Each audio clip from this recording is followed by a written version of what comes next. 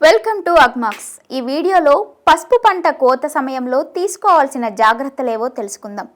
మన భారతదేశంలో పసుపును ఎక్కువ విస్తీర్ణంలో సుమారు 50% వరకు ఉమ్మడి తెలుగు రాష్ట్రాలలోనే పండిస్తారు. పసుపులో రకాలను బట్టి 210 నుండి 270 రోజుల మధ్య దుంపలను, కొమ్ములను భూమిలో నుంచి వివిధ పద్ధతుల ద్వారా తీస్తున్నారు. ప్రస్తుతం రైతులు పసుపు పంటలో దుంపకోత, తవ్వడం, ఉడకబెట్టడం, ఆరబెట్టడం మరియు నిల్వలో తీసుకోవాల్సిన జాగ్రత్తల గురించి తెలుసుకోవాల్సిన అవసరం ఎంతో ఉంది. పసుపు పంట తగిన సమయంలో కోయడం చాలా ముఖ్యం. పసుపు మొక్కలను నాటిన 7 నుంచి 9 నెలల తర్వాత పూర్తి పొడవు పెరిగి ఆకులు పసుపు రంగు మారి ఎండిపోతే కోతకు సిద్ధంగా ఉంది అని అర్థం. సాధారణంగా డిసెంబర్ నుండి ఫిబ్రవరి మధ్యకాలంలో కోత ప్రారంభమవుతుంది. పసుపును భూమిలో నుంచి వివిధ పద్ధతులు అనగా సాంప్రదాయక తవ్వడం, ట్రాక్టర్తో మరియు పవర్ టిల్లర్ ద్వారా తీస్తున్నారు. పసుపును తవ్వే ముందు ఆకులను, కాడలను భూమట్టానికి కోసివేసి కాల్చివేయాలి. నీరును పసుపు పంటకు ఇచ్చిన తరువాత దున్ని దుంపలను భూమిలో నుంచి తీయాలి. తరువాత పసుపు కందులను కడిగి ఉడకబెట్టడం ముఖ్యం. తవ్విన దుంపలను 2 నుండి 3 రోజుల లోపల ఉడకబెట్టాలి. తల్లి దుంపలను మరియు పిల్ల కొమ్మలను వేరువేరుగా ఉడకబెట్టాలి. ఇనుప కడాయి లేదా రాగి పాత్రలో దుంపలు మునిగేంత వరకు నీరు పోసి 45 నుంచి 60 నిమిషాల వరకు ఉడకబెట్టాలి. ఉడకబెట్టడం వల్ల పసుపు రంగు మెరుగవుతుంది. అలాగే బ్యాక్టీరియా కూడా తుడిచిపెట్టుకుపోతుంది.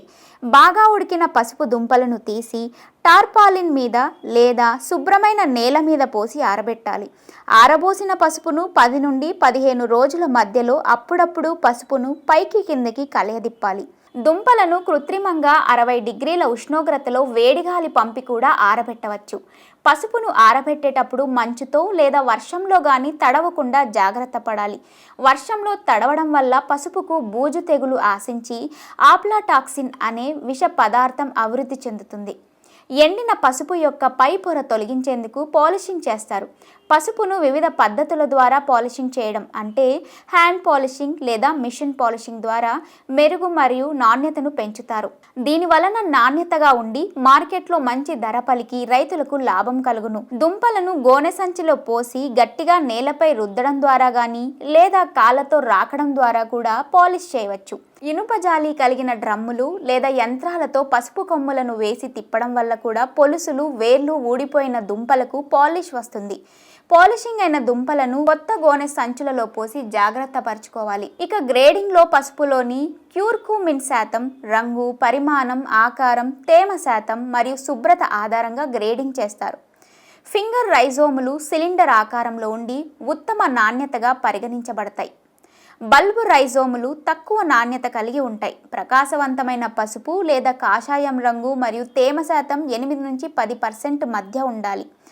ఎగ్మార్క్ ప్రమాణాల ప్రకారం పసుపును ప్రత్యేక గ్రేడ్ 1, గ్రేడ్ 2గా వర్గీకరిస్తారు. శుభ్రపరచడం, పరీక్ష, పాలిషింగ్ మరియు ప్యాకేజింగ్ వంటి దశలు గ్రేడింగ్లో భాగం. గ్రేడింగ్ ద్వారా నాణ్యత పెరిగి మార్కెట్ విలువ మెరుగవుతుంది. పసుపు పొడి కోసం ఎండిన రైజోములను మెరుగైన పొడిగా గ్రైండ్ చేస్తారు. అధిక వేడి తలెత్తకుండా గ్రైండింగ్ దశలు నిర్వహిస్తారు.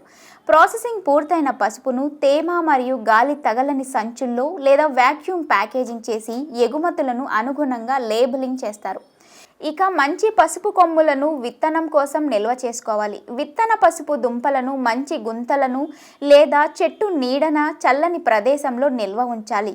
ఈ దుంపలపై వేప ఆకు గాని వరిగడ్డి గాని కప్పాలి. విత్తిన దుంపలను రంపపు పొట్టులో కప్పి కూడా నిల్వ చేసుకోవచ్చు. పైన చెప్పిన విధంగా అన్ని పద్ధతులను రైతులు పాటించినట్లయితే మంచి నాణ్యత, కర్క్యూమిన్, ఓలియోరెసిన్, నూనె శాతం, అధిక దిగుబడిని పొందవచ్చు.